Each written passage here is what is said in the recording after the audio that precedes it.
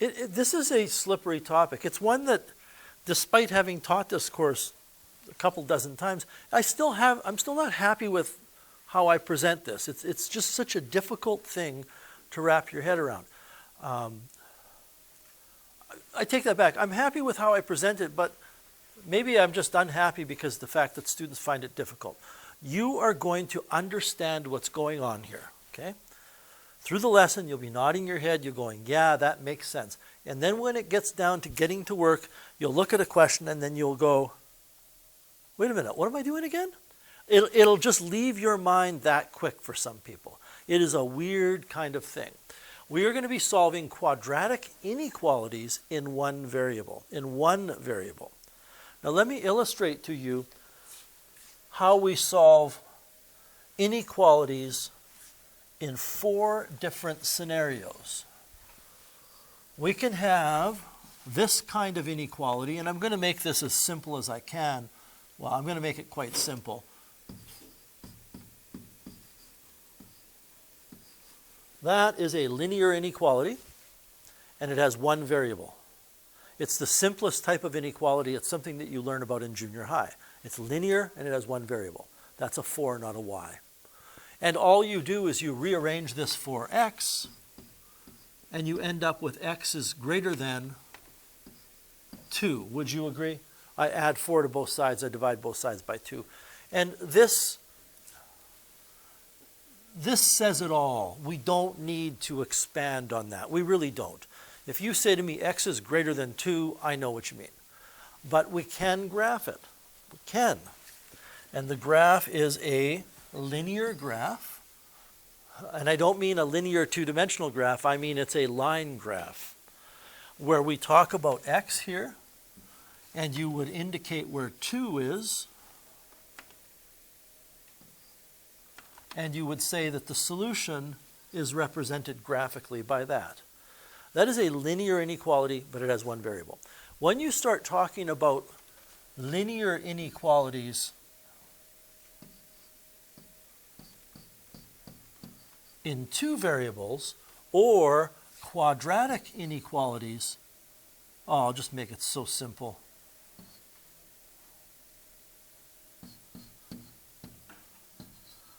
In 2 variables, they are easy as well. They are very easy. Because as we just reviewed, what you end up doing here, let me give myself a little bit more space, what you end up doing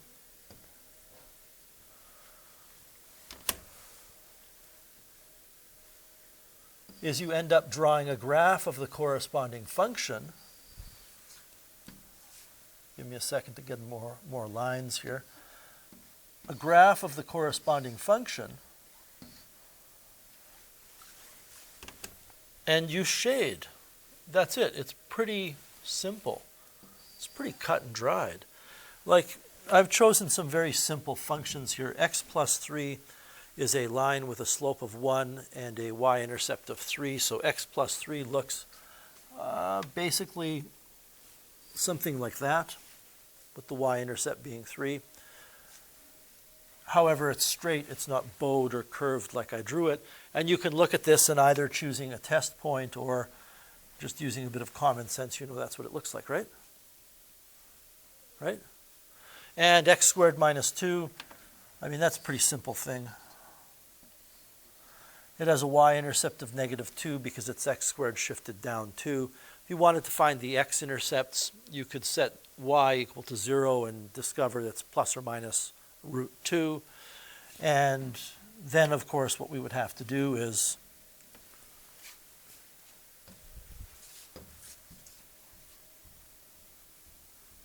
make it dashed or dotted because the inequality doesn't include 0, and we would shade above.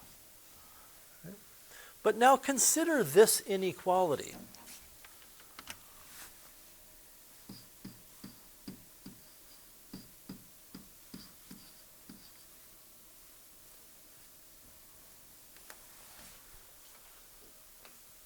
What does that mean? Well, that's what we're going to learn today. And it turns out that when we write the solution for this, since it's one variable, our solution will be a line graph. We can't plot the solution like we do below on this screen because there's no y's here, right? But at the same time, unlike this 2x minus 4 is greater than 0, we can't just rearrange for x. You cannot rearrange a quadratic for x. So this is going to be the thing today, the slippery thing. So let's start off with a quadratic inequality. X squared minus 3x minus 10 is less than or equal to 0. So there's only one variable, which means the solution makes only reference to x.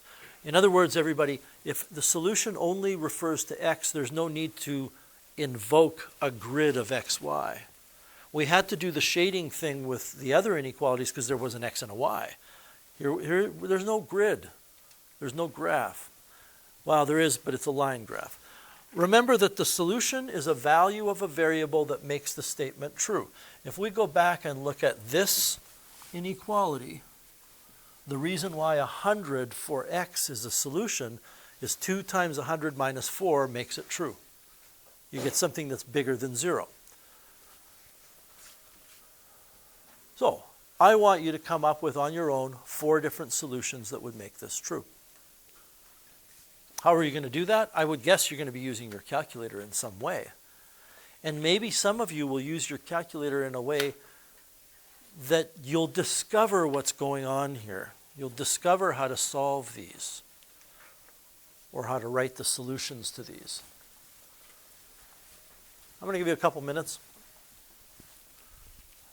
Zach, can you give me one solution that makes it true for x?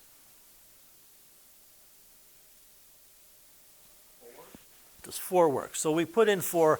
I'm not going to write down all of the work for all of our answers, but just off on the side, if I put 4 in,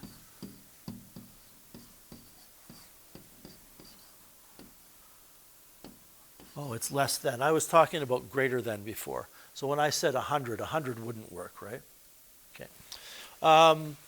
This is 16 minus 12 minus 10, which is 16 minus 22, which is negative 6. Yeah, that works. So 4 is a solution. Can somebody come up with a different solution? Georgia, do you have one? 0. 0? Does 0 work? Well, let's put in 0. If I put in 0, the lifting here is pretty light. 0 minus 10 is negative 10. You get that. Okay. What about 5? Careful there. Don't jump to any conclusions here. Don't be impulsive. Think about it and do a calculation if you need to. What about 5?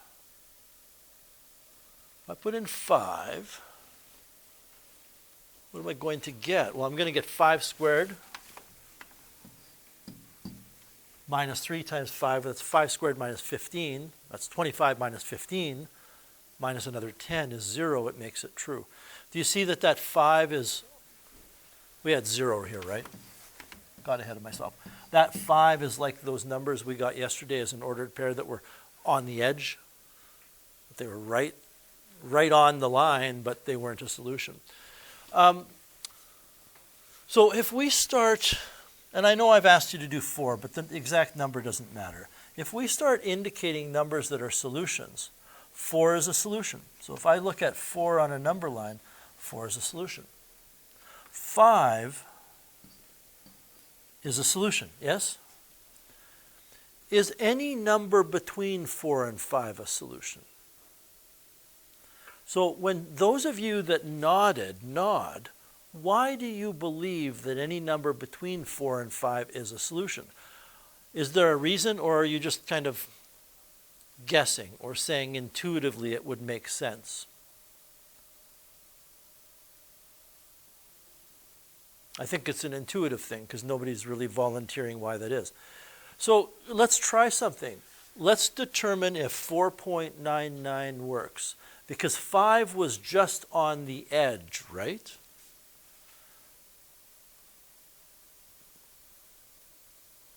So does 4.99999 work? Or how many nines you want to put? Sorry, I didn't mean to use your desk there. It does, doesn't it? Okay. And I'm not going to enter it in for you. You can enter it yourself. But does 5.0001 work? And we're doing this because we're saying 5 was right on the edge. So it's kind of like a two-dimensional graph where something that's just on the edge separates the ones that are solutions from the ones that aren't solutions. And 5.0001 doesn't work. Okay. So it appears as though numbers to the left of 5 and 5 make it work. Okay. Let's come up with a couple more. Can we come up with some negative numbers that make it work? Yeah? Negative 2. Negative 2 works. Okay. So we go over here to negative 2. I am going to show you this one on my calculator because I want to impress on you the fact that you do need to put, well, you don't need to put a set of brackets around it. You can just ignore the negative because you know you're going to square a negative. Minus 3 times, I don't need brackets around the negative 2, but I really like doing that for inputs, minus 10. And you get 0. And I'm glad you chose that, and I think you chose it because you're going to get 0. So we've said that numbers to the left of 5 appear to make it true. But 5 was a number that was just on the edge. It's a solid dot because it's a solution, right? Negative 2 is also a value of x that is on the edge. I know that's kind of a non-mathematical way to say things, but it's making it 0. So if that were just less than that negative 2 and that 5 would not be solutions. Okay. So can we confirm that numbers to the right of negative 2, or can we confirm our suspicion that numbers to the right of negative 2 are probably making it true? A number that is very close to the right of negative 2 would be negative 1.999.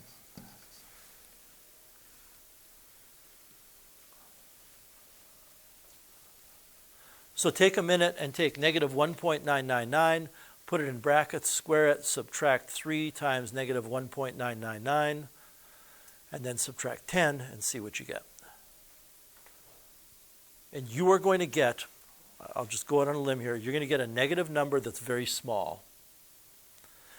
But any negative number is less than 0, so it is a solution. What if we tip the scales in the other direction and we talk about maybe negative 2.001? And this playing around with numbers that are very close to the negative 2 or very close to the 5 is an important idea in calculus, actually. This isn't just child math here. This is sophisticated math. When you put in negative 2.001 in brackets and you square it and you subtract 3 times negative 2.001 and you subtract 10, you are going to get a tiny number that's positive. So the scales are tipping as you pass negative 2. To the left of negative 2, the numbers are all greater than 0, and to the right, they're less than 0, and then they tip again here. Why is it that when you look at this inequality in the top left corner, that it only tips once? It's because it's linear. That all of these numbers over here are greater than 0, and all of these are less than 0, because it's linear. It only changes once. But a quadratic changes twice. So what's happening is this expression is going from being positive to the left of negative 2 to 0 at negative 2 to being negative after negative 2 to being 0 at 5 back to being positive. We've gone far beyond what's asked here. In fact, I haven't even finished the question. Would you agree 1 would work? And you could either use our little line graph that we made, or you could put 1 in. There's 4 solutions. And I'm going to include, we did have 4 because we had negative 2. I just didn't write it down. I'm going to include the negative 2. How many different solutions are there to the inequality? equal that many. And I don't think we need to prove that or justify it. You can keep going and try 0 and then 0.1, 0.15, 0.012856. You're going to discover in that domain between -2 and 5, every number will be a solution. So what is the solution to this? Now, I am going to change, every time I teach this, I want to do it a slightly different way. I'm going to change this from a graph to a line graph, okay? So all I want us to do is put the word line here. We're going to do it using a line graph. And what you're going to discover is the difference between what I am about to show you here and what we are going to do here is there really is no difference. So in the end, I don't even know that I'll distinguish between this method and this method. But I do not want to use a graph because there's no y. Okay? So we're going to be doing a line graph. The first thing to understand is that a quantity is either negative, positive, or 0. Every quantity in the universe that's defined has to be equal to 0, or it has to be a negative or a positive. We want to find out where this quantity is less than 0. So let's start by finding out where that quantity is 0. Which means we go back to a previous unit and we say, I want to find out where this thing is equal to 0. This is not the question. This is us just exploring where the thing that we want to be negative, where is it 0? And hopefully what I'm about to say will make sense to you. Before we can begin to decide where something is negative or positive, you have to find out where it's equal to 0 first. Then we can explore everywhere else. So I factor this. If you are blown out of the water by learning that the solutions are -2 and 5, then you maybe missed the point of the first part of this lesson, right? These are the numbers that make that quantity 0.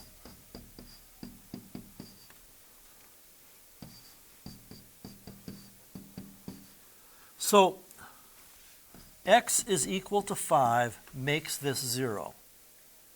X is equal to -2 makes this 0. I want to check something. Do you see how this inequality that we're solving in this first example is not the same as this one? Or is it? Did I cover up? It is? Okay. So you'll see in a few minutes why I've covered that up. But this should be or equal to? Okay. All right. So x equals 5 makes that quantity 0. So if I go over here to 5, and I might as well put 1 at -2 as well, and I draw this just to indicate the location where x is 5, is this point, don't forget this is x and this is 5, is this point that I've got a circle around a solution to that equation? Or better yet, is it a solution to that inequality? Yes, because this inequality here includes this equation. Does that make sense? That inequality actually has the inequality less than 0, but it also has the equation I've written. So that means that we can indicate on our line graph that this is a solution. X equals -2 makes this equation true, and that equation is part of the inequality because of the or equal to, which means it is a solution. Now, I am going to, I just wish there was a simpler way to do this. I am going to talk about a graph here. See, we're talking about this quantity that I'm highlighting. This is the quantity we're talking about. And what we want to know is where it's less than or equal to 0. We already know it's equal to 0 here and here. So where is it less than 0? We are going to imagine. Yeah, I have to talk about a graph here. But we are going to imagine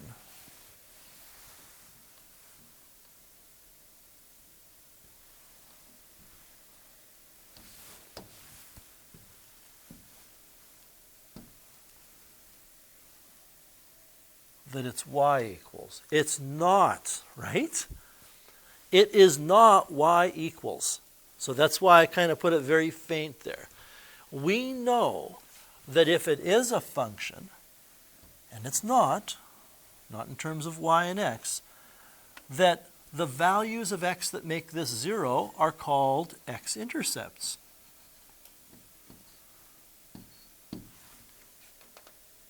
And we know that since the leading coefficient of this parabolic function is positive, if it were a graph, it would open up.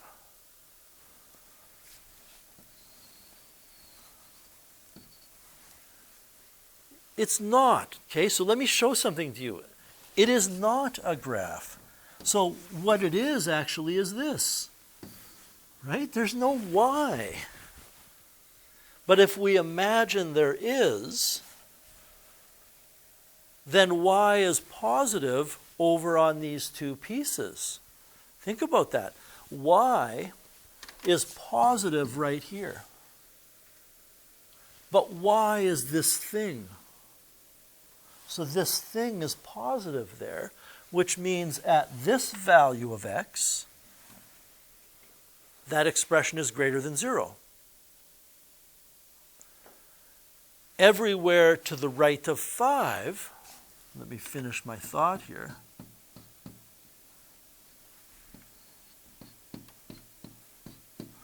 Everywhere that I've indicated with a positive sign is a place where the y is positive, but that means it's a place where this is greater than 0. And everywhere in between those two values of x, y is negative. But since y is this thing is negative. So this is the thing that will confuse you. We're looking at y, even though y is not there. That's the first confusing thing. But we are looking at y to give a solution in terms of x. We are saying y is positive to the left of -2 or to the right of 5. Y is, now let's get to the actual question, y is less than or equal to 0 in the following places. Y is equal to 0 at x equals -2. Y is equal to 0 at x equals +5. And y is less than 0 everywhere in between. That's the solution.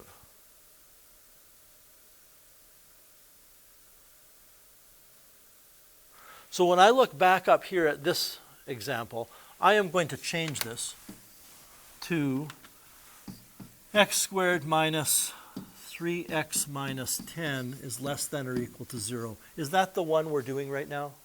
Okay. So what that means is that the solution would look like this.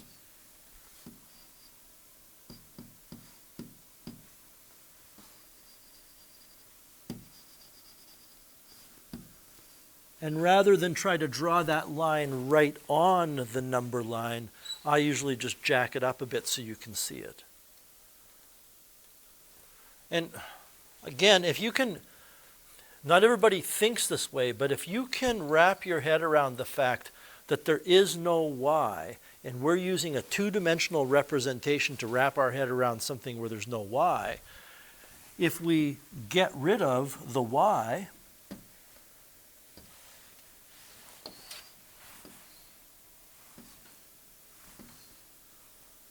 then you have something, Well, I cut off the -2 and the 5, but you get the idea. I change it from a two-dimensional representation of numbers to just a one-dimensional representation because the equation or the inequality doesn't have y, it has x. And really, when it boils down to it, if you solve it using a graph, we could have just graphed it on our calculator and said, oh, it's equal to 0 here and here, and it's below the axis in between, so that's the solution. Okay. Now I'm going to show you, so the solution is this.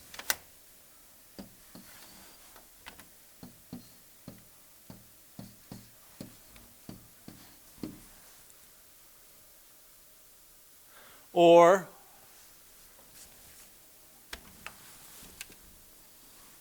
that. And I think, you know, at this level we should write an algebraic statement. You could also say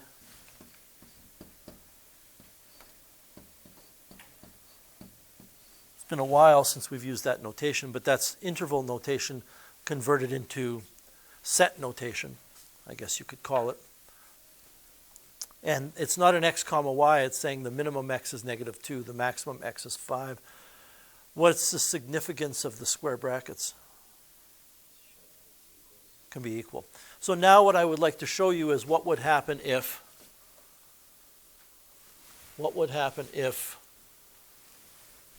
and I think you get this, but it bears repeating, or it bears an explanation rather. What would happen if it were this? Well, we would still do what I have on the left here. We still need to know where this thing is equal to 0. But when you draw this graph, you would end up... Remember when I had circles here? And I said, so are those actual solutions? And you said yes, because it can be equal to 0, so we filled them in. It would look like that. Which would mean the solution to the equation, or the inequality rather, would be that, or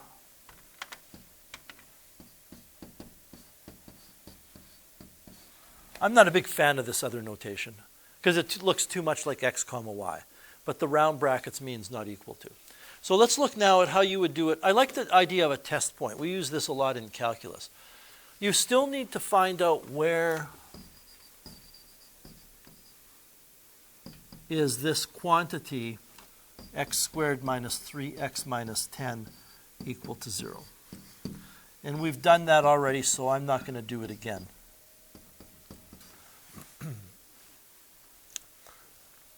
This is going to seem like more work to you, but as functions get more complicated in high school math and university math, this needs to be done. You draw a number line. You indicate that at -2 and at +5, these are solutions because of the or equal to. And then you use this logic. And you could just go with the graph idea and get it all the time. But I want you to understand this. That this expression, x squared minus 3x minus 10, is defined from -infinity all the way to infinity.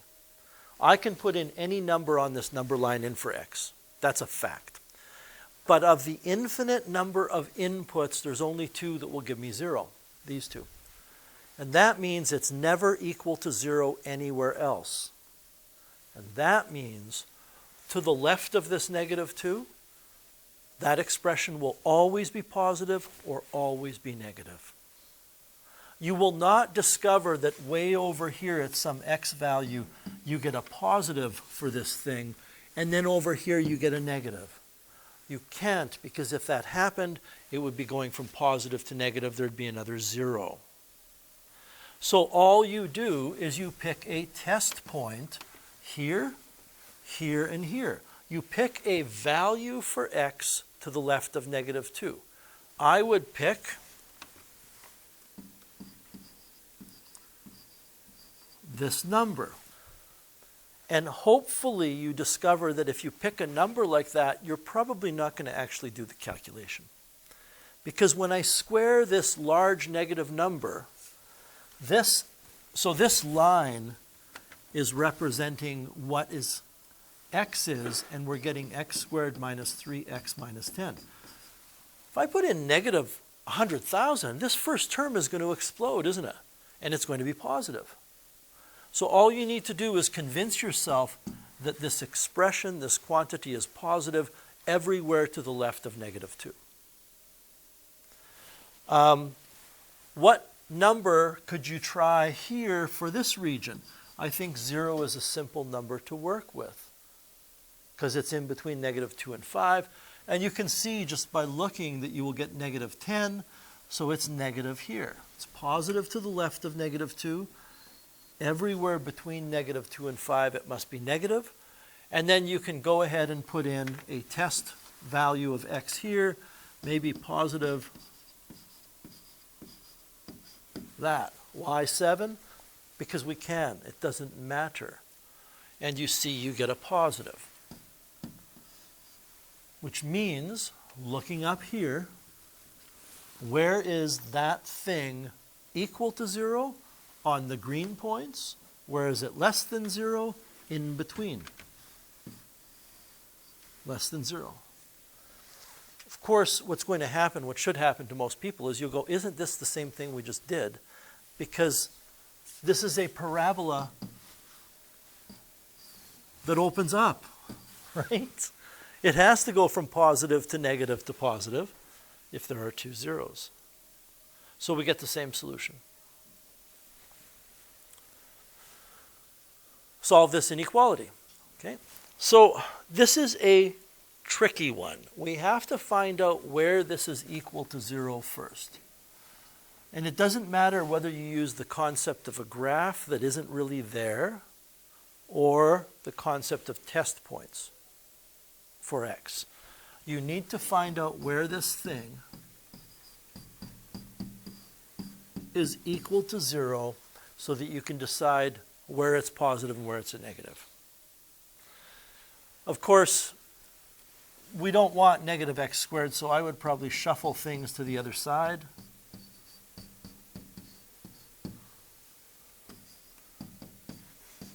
And we're going to factor this. My 21 suddenly became 27. Let me fix that. So it's x squared plus 4x minus 21 equals 0. Pretty basic factorization here. We're looking for numbers that multiply to give negative 21 and add to give positive 4. I'm thinking negative 3 and 7, which means x equals 3 and negative 7. Now it doesn't matter, well, I don't like drawing the graph. When you get to some of the questions in your textbook, they will show the graph, which has a y in it, but there's no y. I don't like drawing that. So whether you think of a graph or use test points, you draw a number line, which is going to be where your solution is represented. And you put in the two values of x that make this thing 0. And you start off by just assuming that they are open points. We call that open points in math. It's not just a slang thing, it's an open point. It means the point doesn't exist, but we're looking at that location. And then we say, are those 2 points part of the solution? So if I do my solution in green, is 3 an actual solution to this inequality? No, because there's no equals to here. Okay, there is no equals to. So now what we want to do is the following. I like the test idea. Okay? And I'm going to, actually what I'm going to do with you is I'm going to combine the idea of a test point with my knowledge of graphs. And it will make it easier. I am going to put in, not here, not there, because I'm solving this inequality, I am going to always put in 0. Regardless of where 0 is on my number line, I'm going to put in 0. And if I put in 0, I can see right away I get 21. So wherever on this number line, wherever x equals 0 fits, I will get a positive result. And 0 is somewhere in here, which means this is positive. It means everywhere between those two green circles, xy's, We will get a positive number. But now I'm going to use my knowledge of graphs. If it's quadratic and it's equal to 0 here and it's equal to 0 here, then it must be negative here and negative here. It has to switch signs if it goes through 0. When you get to Math 30 and you study polynomial functions, that's going to change. Because what can happen is a polynomial function can be positive, come down and become 0, and then just change its mind and be positive again. But parabolas have to go through 0 if they ever are 0. And if there are 2 zeros. Okay, there's something else we need to talk about. But how many of you would have just looked at this original function of x, even though there's no y, and said, well, it's negative x squared, so if it were a graph, it would open down. So you can graph it if you like, but we're not interested in talking about y. We're just interested in the fact that it's positive in here and it's negative on the 2 branches. So the solution to this equation would be, and I'm going to get rid of that graph. The solution to this equation would be that. And because I seem to recall not having the right types of examples in this lesson, if I'm sure you get this, but I don't want any misapprehensions. That's the solution to the equation, and we can write negative 7 is less than x, which is less than 3. Okay? But if it were this,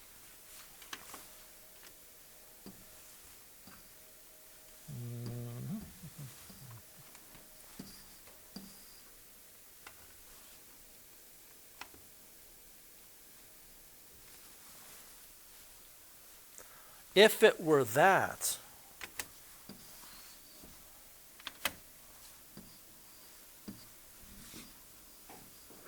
then it would be what I can call a broken solution.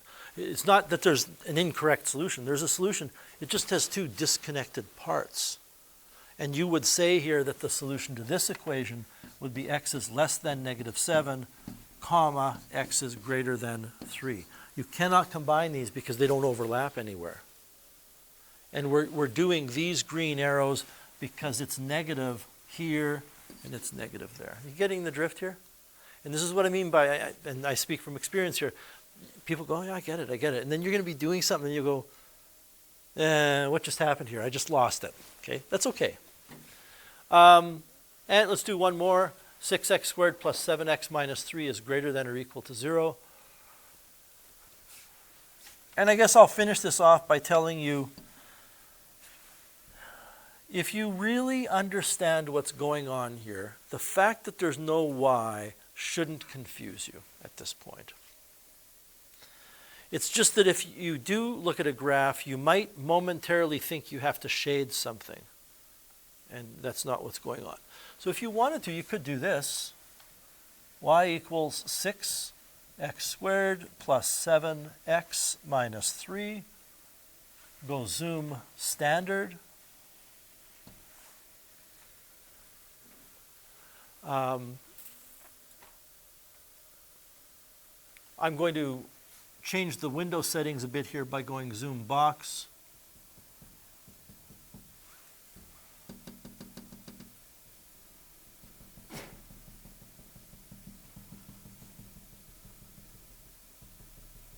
And I'm about to show you, I'm about to explain through a summary what we've learned here without actually getting a number for an answer here, or numbers. That this thing, how can I do this? I'll do it this way. That this thing, which is this thing,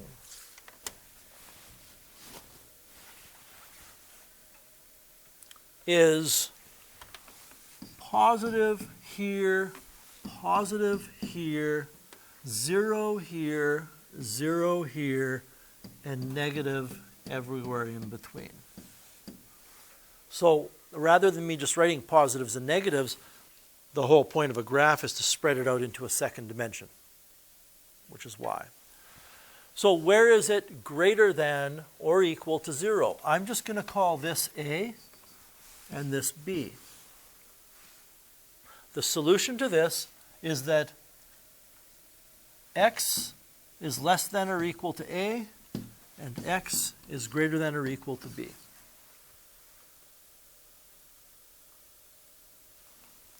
That's ultimately what we learned today. Finding A and B, you've known how to do for months. You solve the quadratic equals 0. Can somebody do a discriminant calculation for me there? B squared minus 4AC.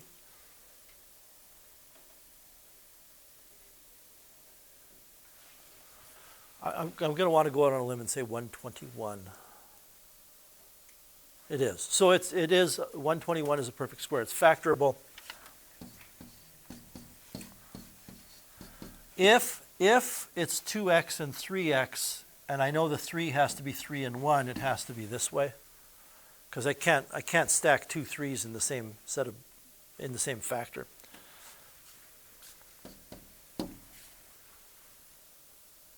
I've made something here that if you're writing a diploma exam, they might lose marks for. I've made a mistake. You should go equals 0. You and I may not consider it a true mathematical mistake, but it's an error in notation. And that means that x equals negative 3/2 and x equals positive 1/3. Of course, you could have found those by looking at your x-intercepts on your function. And that means the true solution is x is less than, this value of A is negative 3/2, less than or equal to, I guess less than or equal to, right? And x is greater than or equal to B, which is 1/3.